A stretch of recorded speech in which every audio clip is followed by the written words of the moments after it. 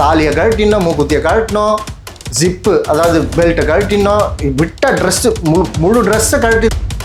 ஏண்டா அறிவு கட்ட பசங்களா, இவ்வளோ செக் பண்ணிங்களா ஸ்டூடெண்ட் கிட்ட? கொஸ்டின் பேப்பர் ரிலீஸ் ஆனதை எப்படா தவற விட்டீங்க? ரொம்ப சுலபமாக இது மாதிரி கசிஞ்சிருச்சு. நடவடிக்கை எடுத்துட்டோம். கைது எண்ணிக்கை 45 பேரை கைது பண்ணிட்டாங்க. கைது பண்ணி என்ன கிழிச்ச? எக்ஸாம் நடக்கிறதுக்கு முன்னாடி தடுக்க துப்பில்லாத ஒரு அரசாங்கத்துக்கு ஒரு தேசிய தேர்வு முகமை. என்ன தேர்வு முகமை? தேசிய தேர்வு முகமைக்கு அறிவு இருக்கா இல்லையா? இந்திய அரசுக்கே அறிவு இருக்கா இல்லையான்னு தெரியல. ஸ்டூடெண்ட்ஸை பயன்படுத்தணுன்றதுக்காகவே அவங்களுக்கு ஒரு சைக்கலாஜிக்கலாக ஒரு ஸ்ட்ரெஸ் கொடுக்கும். இந்திய அரசாங்கம் எப்படியோ எல்லையை பாதுகாக்குது, திறன்பட பாதுகாக்குது. ஏன் உள்நாட்டில் நடக்கக்கூடிய ஒரு எக்ஸாமை சரியாக நடத்த முடியலன்னா அப்புறம் உங்களோட திறன் தான் என்ன? அப்போது நீங்கள் திட்டமிட்டு இது பண்ணுறீங்க. இதில் இந்த நீட்டுடைய எண்ணமே என்னென்னா, தமிழர்கள் யாருமே வந்துடக்கூடாது. இப்படி தான் நினைக்குதா மத்திய அரசு? 2 லட்சத்துக்கும் மேற்பட்ட மாணவர்களுடைய கனவை செதைச்சி அவங்கள பொருளாதார நிலையில் பொருளாதாரத்திலையும் அவங்கள வீழ்த்தி 1 ஆண்டு 2 ஆண்டு 3 ஆண்டு கனவை எப்படி சொல்கிறது, துவம்சம் செஞ்சு, அதாவது எல்லாத்தையுமே சாக்ரிஃபைஸ் பண்ணியிருப்பாங்க அந்த ஃபேமிலி. டேலைட் நியூஸ் நேயர்களுக்கு வணக்கம். நீட் தேர்வு தொடங்கி 10 வருஷம் ஆயிடுச்சு.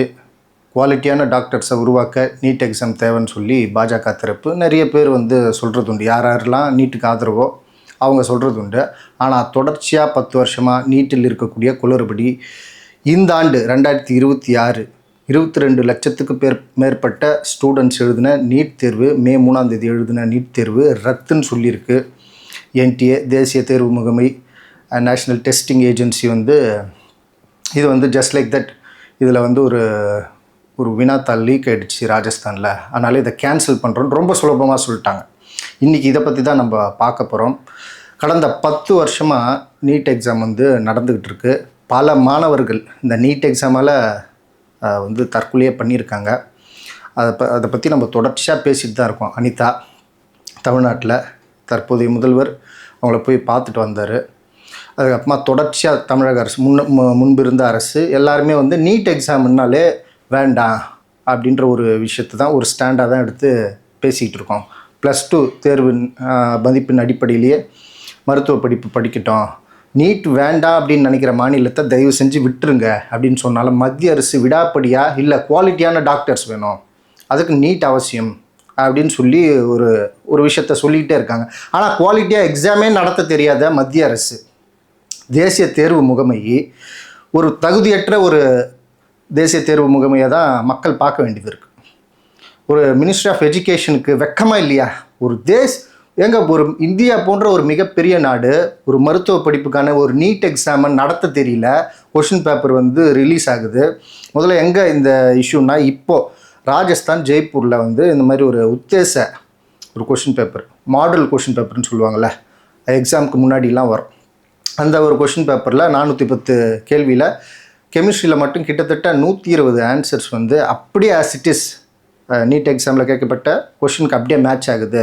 ஒரு வேளை அந்த கொஷின் பேப்பர் வாங்கி படிச்சிருந்தா 600 மார்க் மேலே வாங்கியிருக்க முடியும் அப்படின்னு சொல்லி அது ஒரு 7.5 லட்சம் பேருக்கு மேலே காசுக்கு விற்றுருக்குறாங்க. அந்த வீடியோலாம் இருக்குது. Welcome to NEET exam question paper, thanks for purchasing 2026 NEET அப்படின்னு சொல்லி வீடியோ வருது.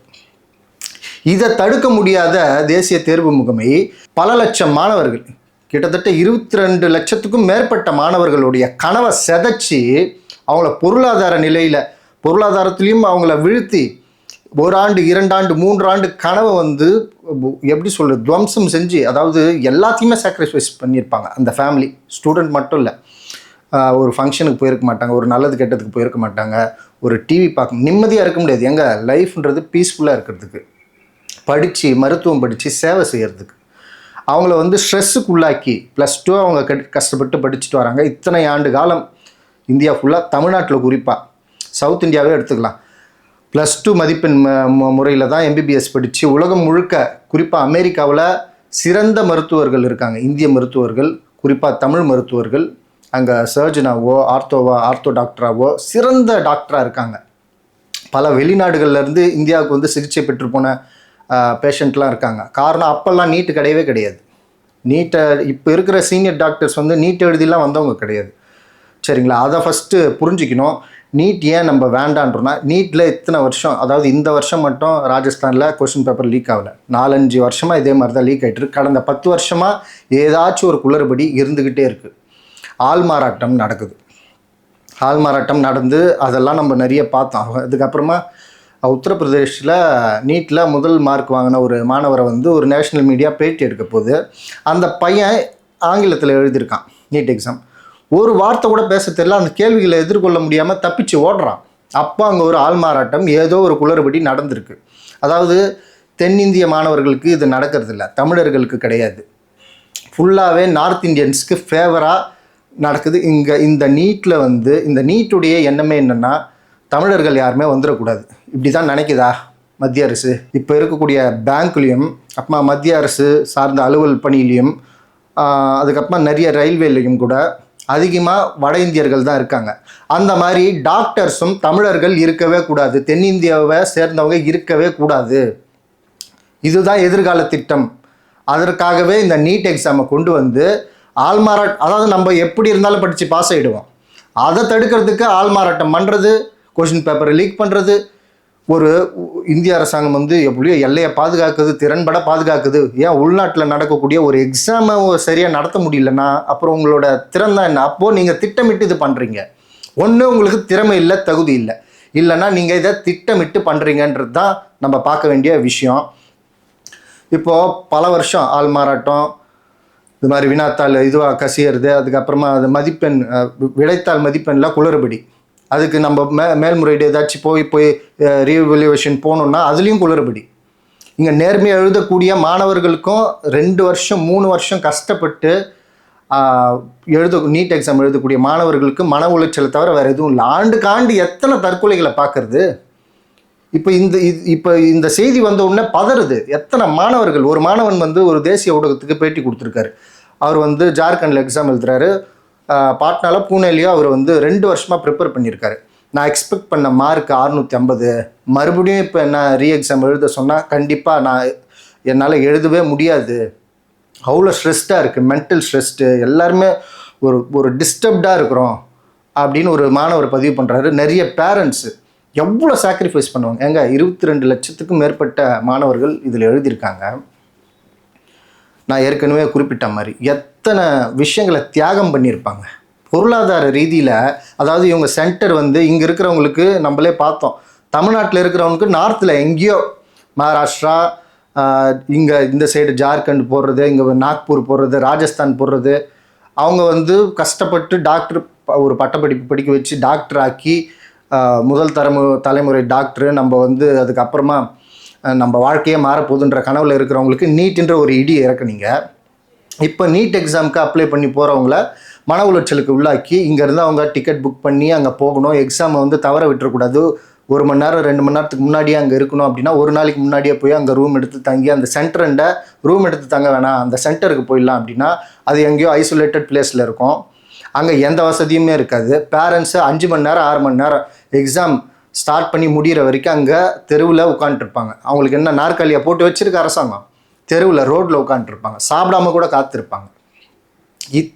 இத்தனை லட்சம் மக்களோட ஒரு மனக்குமுறலை வந்து ரொம்ப சுலபமாக இது மாதிரி கசிஞ்சிருச்சு. நடவடிக்கை எடுத்துட்டோம், கைது எண்ணிக்கை 45 பேரை கைது பண்ணிட்டாங்க. கைது பண்ணி என்ன கிழிச்ச? எக்ஸாம் நடக்கிறதுக்கு முன்னாடி தடுக்க துப்பில்லாத ஒரு அரசாங்கத்துக்கு ஒரு தேசிய தேர்வு முகமை, என்ன தேர்வு முகமை, உங்களுக்கு என்ன ரைட்ஸ் இருக்குது? இதை தடுக்க முடியாத நபர்கள். அதாவது என்ன சொல்லப்படுதுன்னா, ராஜஸ்தானில் 30 நாளைக்கு முன்னாடியே இந்த மாடல் கொஷின் பேப்பர் வந்து உத்தேச வினாத்தால் ரிலீஸ் ஆகிடுச்சான். அப்போ உங்களுக்கு எக்ஸாம் நடத்துறதுக்கு முன்னாடி இது தெரியலையா? ஏங்க வெளில வந்த உடனே தெரிஞ்சிருக்கணும், இல்லை கொஷின் பேப்பரை நீங்கள் இது பண்ணியிருக்கணும், ஓகே வந்துருச்சு நம்ம மாற்றுவோம் ஆல்ட்ரு பண்ணுவோம் அப்படின்னு சொல்லி. அந்த கட்டமைப்பு இல்லையா இந்தியா கிட்டே? இல்லையா? இல்லை, உங்கள்கிட்ட கேட்குறேன். பொதுமக்கள் வந்து இப்போ முன்னாள் முதல்வர் ஸ்டாலின் வந்து சொல்லியிருக்கார், தற்போதைய முதல்வர் வந்து விஜய் அவர்கள் இதில் தலையிட்டு இது பண்ணுன்ட்டு. ஒரு அரசாங்கம் நினச்சா எதுவுமே பண்ண முடியாது, அது மாநில அரசாங்கம், அது சுப்ரீம் கோர்ட் வரைக்கும் போயிட்டு அதுக்கு பாதுகாப்பு வாங்கிட்டாங்க. இந்த குளறுபடிகளை வச்சு பல மாநிலங்கள் சுப்ரீம் கோர்ட்டுக்கு போகணும், இதுலேருந்து விலக்கு எங்களுக்கு தேவையில்லை, நீட் தேவையில்லை அப்படின்றதுல விலக்கு வேணும் அப்படின்றத நம்ம கேட்கணும். மக்கள் இதை பெருவாரியாக ஜல்லிக்கட்டுக்கு போராடின மாதிரி இந்த நீட்டுக்கு எதிராக போராட வேண்டியிருக்கு. ஏன் இப்படி சொல்கிறேன்னா, இதில் ஒரு புரட்சி கொண்டு வந்தே ஆகணும். ஏன்னா எதிர்காலத்தில் நம்மளை மன உளைச்சலாக்கி, இதெல்லாம் மன உளைச்சலாக்குறதுக்காக பண்ணுற விஷயம். எக்ஸாம் எழுதுகிறேன். அதாவது நிறைய பேர் சொல்கிறாங்களே, ஏன் டாக்டர் தான் படிக்கணுமா, வேறு ஏதாச்சும் படிப்பு கூட படிக்கலாம்ல, டாக்டர் தான் படிக்கணுமா? ஒரு காலத்தில் தமிழர்கள் டாக்டராகவே இருக்க மாட்டாங்க. இது தற்போதைய முதல்வர் விஜய் கூட இதை பதிவு பண்ணியிருக்காரு. முதல்வர் விஜய் அவர்களே எல்லாருமே வேறு வேறு துறைன்னு போயிட்டா அந்த வடவர் நினைச்ச அந்த விஷயம் எண்ணம் ஈடேறிடும். பேங்க்கில் இப்போ கர்நாடகாவில் பல இடத்துல பேங்க் மேனேஜர் பாமர மக்கள் போகிறாங்க, ஃபார்ம் ஹிந்தியில் எழுத சொல்கிறாங்க, ஹிந்தியில் மட்டும்தான் பிரிண்ட் போட்டு கொடுக்குறான், ஹிந்தியில் பேசுன்றான், நேஷ்னல் லாங்குவேஜ் ஹிந்தின்றான். இப்போ அதே தான் டாக்டர்ஸ் வடக்கன்ஸ் வந்துட்டாங்கன்னா, நான் மரியாதையாக தான் பேசுகிறேன் வடவர்ன்னு சொல்லி, வடவர் வந்துட்டாங்கன்னா எல்லா இடத்துலையும் வடவர் தான் மருத்துவர் அப்படின்னா அந்த சூழல் என்ன? எதிர்காலம் இதை நோக்கி தான் போகுது. பணம் இருக்கிற தமிழர்கள் அங்கொன்றும் இங்கொன்றுமா இருக்கிறது கிடையாது. பெருவாரியான தமிழ்நாட்டில் பெருவாரியான தமிழர்கள் மருத்துவர்களாக இருக்கணும். மருத்துவர்களே இல்லாமல் ஆக்கணுன்றதுக்காக தான் இந்த நீட் கொண்டு வந்தது. இந்த நீட் வினாத்தாள் வெளியானது, அப்புறமா நீட் எக்ஸாமில் நடக்கக்கூடிய குளறுபடி, அதுக்கப்புறமா செக்கிங்கு. அதாவது தேசிய தேர்வு முகமைக்கு அறிவு இருக்கா இல்லையா, இந்திய அரசுக்கே அறிவு இருக்கா இல்லையான்னு தெரில, ஸ்டூடெண்ட்ஸை பயன்படுத்தணுன்றதுக்காகவே அவங்களுக்கு ஒரு சைக்கலாஜிக்கலாக ஒரு ஸ்ட்ரெஸ் கொடுக்கணும், ஒரு ப்ரெஷர் கொடுக்கணுன்றதுக்காகவே அந்த தேர்வுக்கு முன்னாடி போகும்போது ஒவ்வொரு முடியை பிடிச்சி செக் பண்ணுறாங்கல்ல. அந்த ஈனப்பிறவி அவன் வீட்லேயும் பெண்கள் குழந்தைகள் இருப்பாங்க, மேபி அவனுக்கு இன்ஸ்ட்ரக்ஷன் வந்திருக்கலாம். பெண்கள் கூட தாலியை கழட்டினோம், மூக்குத்தியை கழட்டினோம், ஜிப்பு அதாவது பெல்ட்டை கழட்டினோம், விட்ட ட்ரெஸ்ஸு முழு ட்ரெஸ்ஸை கழட்டி தான் செக் பண்ணுறாங்க. ஜிப்பு அதில் இது வச்சுருவாங்களா, சிப்பு வச்சுருவாங்களா? ஏன்டா அறிவுகட்ட பசங்களா, இவ்வளோ செக் பண்ணிங்களா ஸ்டூடெண்ட் கிட்ட? கொஸ்டின் பேப்பர் ரிலீஸ் ஆனதை எப்பரா தவற விட்டீங்க? தாலியை கழட்டினீங்கல்ல, எல்லாத்தையும் கழட்டினீங்க. அருணாக்குடி தாலி, பெண்கள் புதுசாக கல்யாணமான பெண்களுடைய தாலி கூட கழட்டினீங்க, மூக்குத்தியை கழட்டுறீங்க, எல்லாமே பண்ணுறீங்க. முடியை விரித்து அதை முடியில் ஏதோ பண்ணுருவாங்களாம். அந்த டெக்னாலஜிலாம் தெரிஞ்சு அவன் ஏன்டா இப்போ இவ்வளோ கஷ்டப்பட்டு நீட் எக்ஸாம் எழுதுறான்? முடியில் சிப்பு வச்சுன்னு வர அளவுக்கு. இதெல்லாம் சிந்திக்கணும். முதல்ல இந்த மாதிரி செக் பண்ணுறதுக்கு யார் உங்களுக்கு ரைட்ஸ் கொடுத்தா? ஏண்டா முடியல என்னடா, மயிரில் என்னடா இருக்கு, மயிருங்களா, மயிரில் என்னடா செக் பண்ணுறீங்க நீங்கள்? சிப்பு ஏண்டா சிப்ஸுங்களா? கொஸ்டின் பேப்பர் ரிலீஸ் ஆகிருக்கு ஒரு மாதம் 1.5 மாதத்துக்கு முன்னாடி, அதை செக் பண்ணுறதுக்கு துப்பு இல்லை. பல லட்சம் மாணவர்களுடைய கனவை சிதைச்சிட்டு 22 லட்சம் மேற்பட்ட மாணவர்கள், அதை அவங்களுடைய குடும்பத்தார், இதில் கோச்சிங் சென்டர்னு பல கோடி சம்பாதிக்கக்கூடிய கோச்சிங் சென்டர்கள். இல்லை என்னென்னா, நீட் எக்ஸாமே எழுத தேவையில்லை, எழுதினாலும் அதில் பாஸ் ஆக தேவையில்லை, காசு இருந்தால் டாக்டர் ஆகிடலாம். அப்புறம் எங்கே இதில் குவாலிட்டி டாக்டர்ஸ் நீ நீட் எக்ஸாம் மூலமாக நீ கொண்டு வர? காசு இருந்தால் டாக்டர் ஆகலான்னு இருக்குது ப்ரைவேட் காலேஜில் போயிட்டு, சரியா? அப்போது நீ ஏழை மக்கள், அடித்தட்டு மக்கள், பிற்படுத்தப்பட்ட மக்கள், இவங்கெல்லாம் மருத்துவர் ஆகக்கூடாது. இந்த +2 மதிப்பெண் மூலமாக அவங்க இது பண்ணால் படித்து வந்துடுறாங்க. ஏண்டா 2000 வருஷம் படிக்க விடாமல் அவங்கள அடிமையாக வச்சுருந்தோம், இப்போ தான் படிக்க ஆரம்பித்தானுங்க, அப்போ கூட அச்சீவ் பண்ணிடுறானுங்களே, அந்த கட் ஆஃப் வந்துடுத. அப்போ இதை நம்ம தடுக்கணும். ஒரு சாரார் அந்த சொல்லுவாங்கள்ல, இந்த 3% அவங்க மட்டும்தான் இருக்கணும், இல்லை அதுக்கு அடுத்து இருக்கிறவங்க இருக்கணும். ரொம்ப பிற்படுத்தப்பட்ட ரொம்ப தாழ்த்தப்பட்டவர்கள் வந்துடவே கூடாது. இதுதான் என்னம்மா, அப்படி தான் இருக்குது. எல்லாத்தையும் நீங்கள் பாருங்கள், இவனுங்க எவ்வளோ செக் பண்ணுறானுங்க. தான் நான் குறிப்பிட்ட மாதிரி கோபத்தில் நான் பேசியிருந்தேன். மயிருன்றது சுத்த தமிழ் வார்த்தை, அது தப்பான வார்த்தை கிடையாது. செக்கிங் பண்ணுறப்பவே அவங்களுக்கு ஒரு பாதி ஸ்ட்ரெஸ் வந்துடும்.